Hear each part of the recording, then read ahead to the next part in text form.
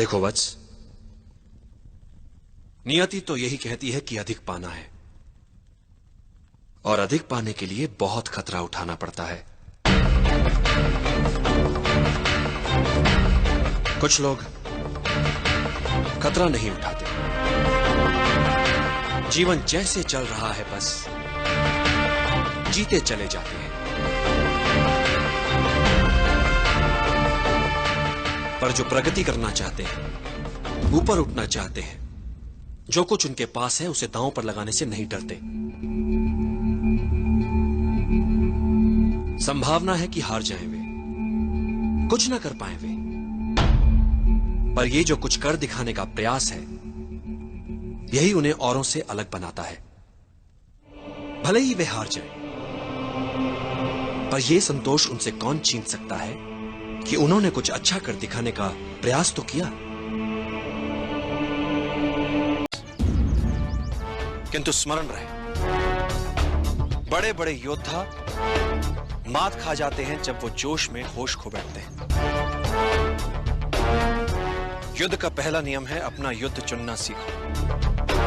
कब, कहां और किससे। युद्ध नीति कहती है कि वार सदैव अवसर देखकर ही करो। मुक्ति तो शीघ्र ही मिलेगी चंद्रगुप्त, किंतु ध्यान रहे, एकाग्रता बनी रहे। कठिन पथ पर चलने पर कई बार धैर्य टूट जाता है, हृदय विचलित होने लगता है, और कई बार तुम स्वयं से प्रश्न पूछ बैठोगे,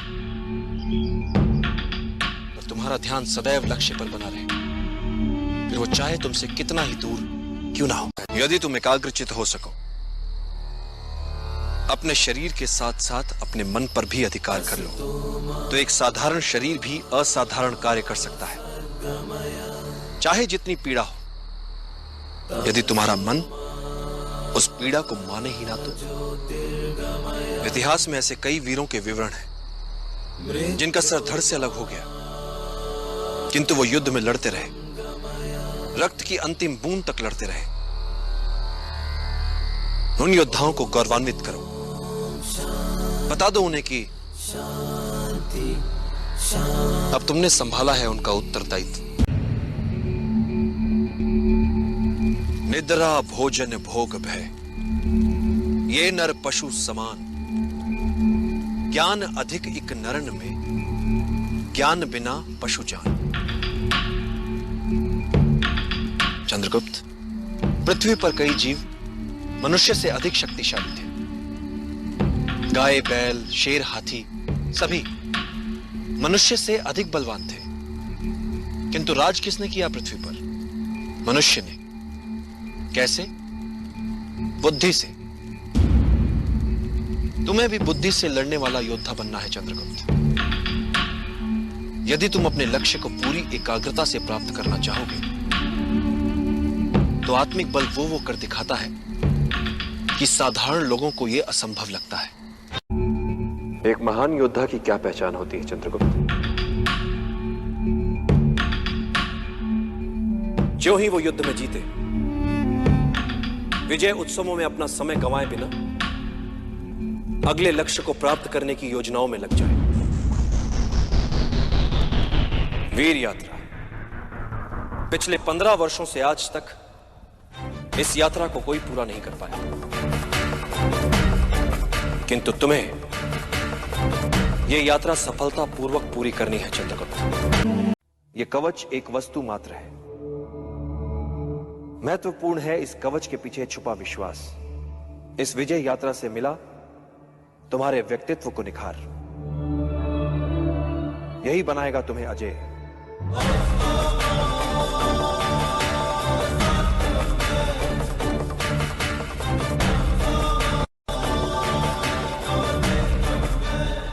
फिर कवच के लिए जो कथाएं प्रचलित थी, वो सारी मिथ्या? किनकी थी वो कथाएं? उन महान योद्धाओं की, जिनकी महानता ने उनके कवच तक को इतिहास बना दिया। तो बड़ा कौन? वो कवच, वो व्यक्ति, या वो योद्धा, या वे कार्य, वे महान युद्ध, जिनसे वो इतिहास में अमर हो गए।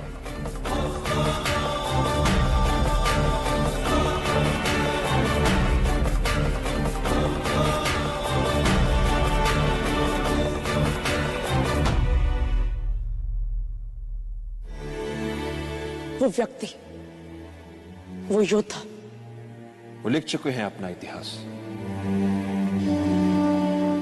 तुम्हें अपना इतिहास अभी लिखना है। जीने की इच्छा ही हमारी शक्ति है। जब जीने की सच्ची चाह मन में हो, तब मृत्यु को कठिन ही नहीं, असंभव मानो। मात्र जीवन, जीवन और हर मूल्य पर जीवन। यदि मन में इसके अतिरिक्त कुछ ना हो, तो दुर्बल से दुर्बल व्यक्ति भी साहसी बन सकता है। वैसे भी चंद्रगुप्त, जीवन में जब भी कोई निर्णय एक बार कर लो, तो पलट कर मत देखो, क्योंकि पलट पलट कर पीछे देखने वाले इतिहास नहीं बनाते। असफलताओं जीवन में बड़ा महत्व होता है। ये तुम्हें विनम्र बनाती है, शत्रु तक का आदर सिखाती है। बस असफलताओं से सीखने की चाह होनी चाहिए। इस असफलता को भी सीखने का एक और अवसर मानो। इस असफलता से मुझे क्या सीखना चाहिए आचार्य? जब भी कोई योजना बनाओ और यदि वो सफल हो जाए, तो क्या उससे बाहर कैसे निकलोगे? इस पक्ष को सदैव याद रखो। नेतृत्व क्या होता है? शत्रु या विपरीत परिस्थितियों के प्रति मन में उनका सम्मान होना। एक अच्छा राजा वो नहीं जो आक्रमण करना जानता है। एक अच्छा राजा वो है जिसे पीछे हटना भी आता है, पुनः संगठित होने के लिए समय जुटाना भी आता है। पीछे हटने में कोई लज्जा नहीं। ये अगले दिन नए उत्साह से लड़ पाओ। यही तुमने आज किया चंद्रगुप्त। जब तुम्हारे समक्ष एक से अधिक विकल्प और निर्णय लेना कठिन हो रहा, तो एकाग्रचित होकर, ध्यान लगाकर अंतरात्मा को सुनने का प्रयास करो। अंतरात्मा के संकेत नियति को स्वरूप देते हैं। अति बुद्धिमान क्या होता है? सामान्य बुद्धि चातुर्य से कुछ अधिक। संकट में बुद्धिमान नहीं, वो बचेगा जिसमें अनुकूलन की क्षमता अधिक हो, जिसने स्वयं को परिस्थितियों के अनुरूप ढाल लिया हो। वही संकट से बच पाएगा, और यही सार्वभौमिक नियम है।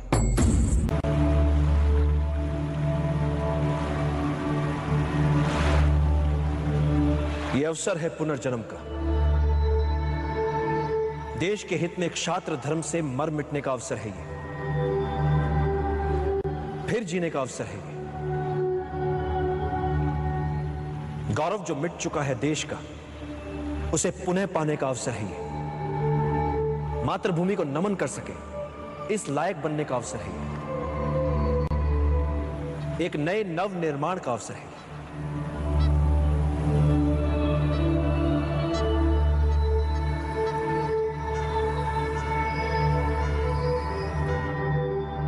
निर्णय आपको लेना है। चाहे तो आप सब अपनी पराजय के साथ जीवन भर सर झुकाकर पशुवत जी सकते हैं, या फिर अपनी मातृभूमि के लिए अपना सर्वस्व न्यौछावर करने के महाअभियान में मेरा साथ दें। मेरा सदा पराजय की अनित्यता में विश्वास रहा है। अनित्य होती है पराजय। व्यक्ति चाहे तो फिर से प्रयास कर सकता है विजय के लिए।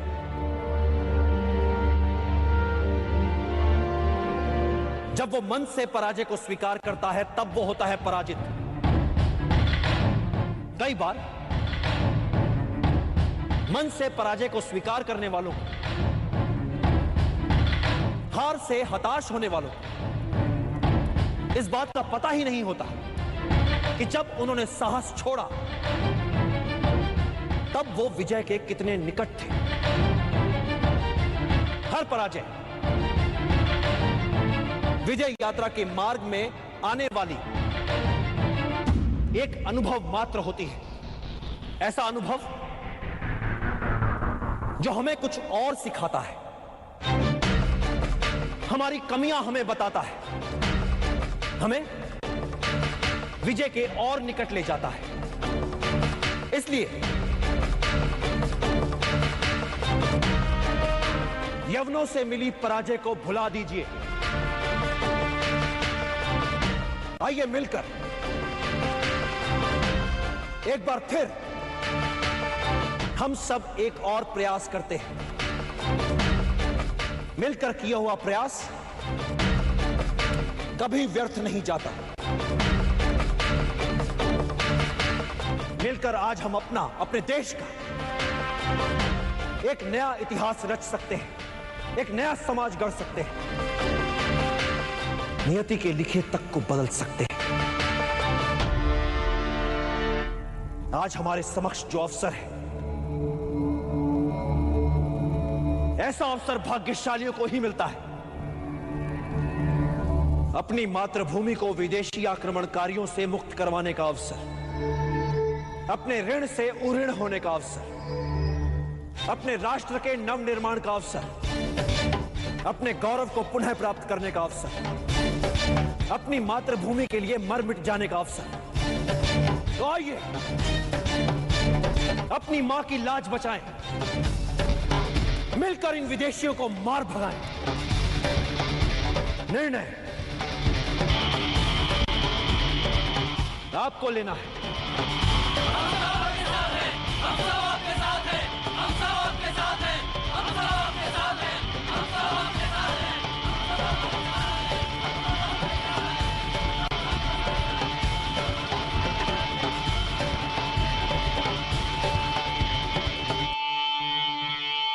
योजना में मात्र लक्ष्य निर्धारण महत्वपूर्ण नहीं होता। महत्वपूर्ण होता है वो प्रयास जिससे लक्ष्य प्राप्त किया जाता है। चिंतित ना हो, 99% यही संभावना है कि महाराज पुरु और कैलिस्थनीज दोनों असफल ही होंगे।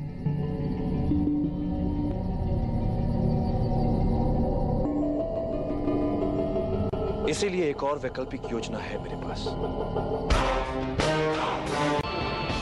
क्रोध के उन्माद में नहीं होता है समस्या का निदान, किंतु शांत चित्त हर समस्या का हल ढूंढ सकता है। एक बात सदैव स्मरण रखना चंद्रगुप्त, कोई भी नियति जनित समस्या मानवीय क्षमताओं से बड़ी नहीं है। समस्या मात्र इतनी सी है कि अधिकतर लोग कठिनाइयों को केवल देखते रह जाते हैं, किंतु कुछ लोग कठिनाइयों के बीच रहकर भी अपने लक्ष्य को प्राप्त करने की क्षमता रखते हैं।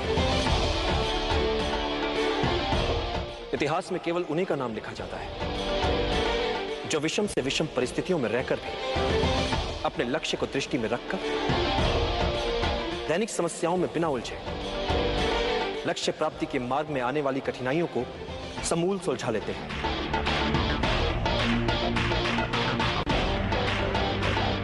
इतिहास साक्षी है चंद्रकांत, महान वही बन पाया है जिसने अपनी कठिनाइयों को आगे बढ़ने का अवसर बना लिया, जिसने अपनी कमियों को निर्बलता नहीं अपनी शक्ति बना लिया। असंभव दिखने वाला निर्णय होता क्या है? एक ऐसा कठिन निर्णय जो लिया जा सकता है। इसलिए चाहे जितना असंभव लगे, निर्णय लो, क्योंकि समस्या को अनिर्णय से खींचोगे तो समस्या तुम्हें खा जाएगी। निर्णय लेने में साहस करो, फिर देखो इतिहास तुम्हारा नाम कैसे अमर बना देता है। एक सरल नियम है चंद्रगुप्त, समस्या तुम्हें समाप्त करे उससे पहले समस्या को समाप्त कर दो, जड़ से मिटा दो ताकि वो अपना सर ही ना उठा,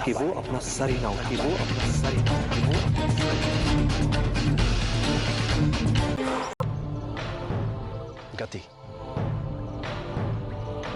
किसी भी योद्धा के लिए युद्ध में सबसे महत्वपूर्ण शस्त्र होता है गति। शत्रु की शिथिलता का अपनी गति से लाभ उठाओ, अनपेक्षित शैली अपनाओ, उसके असुरक्षित भाग पर आक्रमण करो।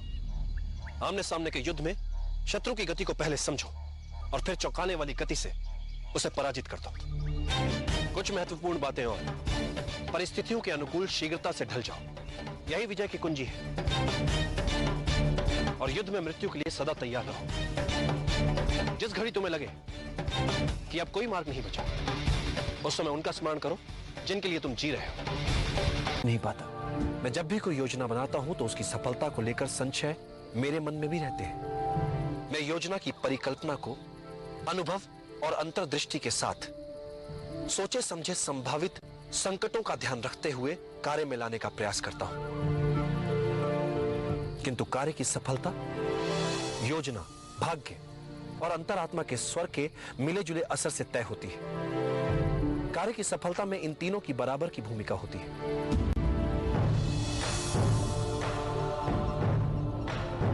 सफलता के लिए अर्जुन की तरह हो पाना उचित रहता है, मात्र लक्ष्य की ओर दृष्टि और कहीं नहीं। तो मैं सच, एक शिक्षक का महत्व तो समझ नहीं पा रहे, तो इस अभियान में क्या सहायता करोगे मेरी? माना कि एक साहसी योद्धा एक युद्ध जीतकर दिखा सकता है, किंतु एक शिक्षक किसी साधारण जन को उस युद्ध को जीतने के योग्य बना सकता है। किसी भी युद्ध को जीतने के लिए चुनौती उस युद्ध के लिए अच्छे योद्धाओं को ढूंढने में नहीं है, चुनौती है साधारण जन को युद्ध का कारण बताकर उन्हें असाधारण बनाने में, जो एक शिक्षक ही कर सकता है। तुमसे बिना कोई मूल्य लिए एक सीख देता हूं, जिसकी मुझे लगता है आवश्यकता भी है तुम्हें। अपने विचारों को वश में रखो, क्योंकि यही तुम्हारी वाणी बनेंगे। अपनी वाणी को वश में रखो, क्योंकि यही तुम्हारा कर्म बनेगी। अपने कर्मों को वश में रखो, क्योंकि यही तुम्हारी आदत बनेंगे। अपनी आदतों को वश में रखो, क्योंकि यही तुम्हारा चरित्र बनेगी। और अपने चरित्र को वश में रखो, क्योंकि इसी से तुम्हारा भाग्य बनेगा। आचार्य, आप सदैव यूं खुले में साथ साथ पैदल घूमने को इतना महत्व क्यों देते हैं? पृथ्वी, आकाश, वन, मैदान, झील, नदियां, पहाड़ और सागर, ये सब हमारे श्रेष्ठ शिक्षक होते हैं। हमें इनसे पुस्तकों से भी अधिक सीखने को मिलता है। बस हमें सचेत होकर इनके बीच घूमने की आवश्यकता होती है। दूसरे सब जब युद्ध में आकंठ डूबे हो, तब तुम्हारा अपने वातावरण को लेकर ज्ञान तुम्हें ऐसे अस्त्र शस्त्र प्रस्तुत कर सकता है जिसकी तुम कल्पना भी नहीं कर सकते। और जब तुम बचने के लिए छटपटाते हो, तब तुम्हारा ये प्रकृति का ज्ञान तुम्हारा रक्षक बन जाता है। मैं कुछ समझा नहीं आचार्य।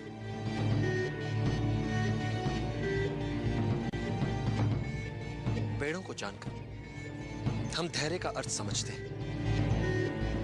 घास को जानकर हम बने रहने का हट समझ पाते हैं। प्रकृति में हर वस्तु के होने का एक अनूठा कारण होता है। यदि तुम इन सब की विशेषताओं को जानते हो, तो तुम सदैव शत्रु से एक हाथ आगे रहते हो।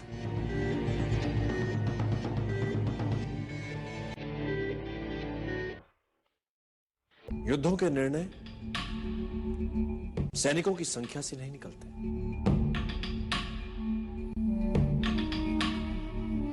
यदि तुम अपने शत्रु को जानते हो, तुम स्वयं को जानते हो,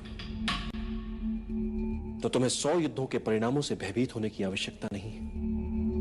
किंतु यदि तुम ना तो स्वयं को जानते हो ना ही अपने शत्रु को, तो तुम्हें विजय के साथ पराजय के लिए सदैव तत्पर रहना चाहिए। और यदि तुम स्वयं को भी नहीं जानते, शत्रु को भी नहीं जानते, तो तुम्हें हर युद्ध में पराजय का मुख देखना पड़ेगा। अखंड भारत का निर्माण करना है, कई योजनाएं बनानी है। जल गया ना हाथ? कैसा मूर्ख है तू, इतनी सी साधारण बात भी नहीं समझता। तरकारी का पात्र गरम है तो किनारे किनारे से खा, अब तो बीच में हाथ डाल देगा तो हाथ तो जलेगा ना मूर्ख।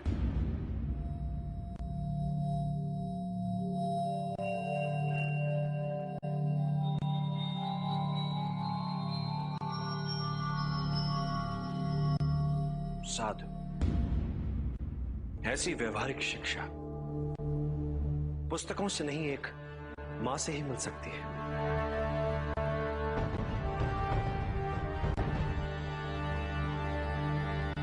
अब समझ आई मुझे मेरी भूल। सीधे पाटलिपुत्र में हाथ डाल दिया। हाथ तो जलना ही था। पहले आसपास परिधि के क्षेत्रों में डालना चाहिए था हाथ। किंतु हम अपनी असफलताओं से सीखेंगे। पहले पाटलिपुत्र के बाहर छोटे छोटे राज्यों को बनाएंगे अपना लक्ष्य, फिर एक चक्रव्यूह बना घेरेंगे उसे, फिर अंत में करेंगे पाटलिपुत्र पर आक्रमण। पहले परिधि, फिर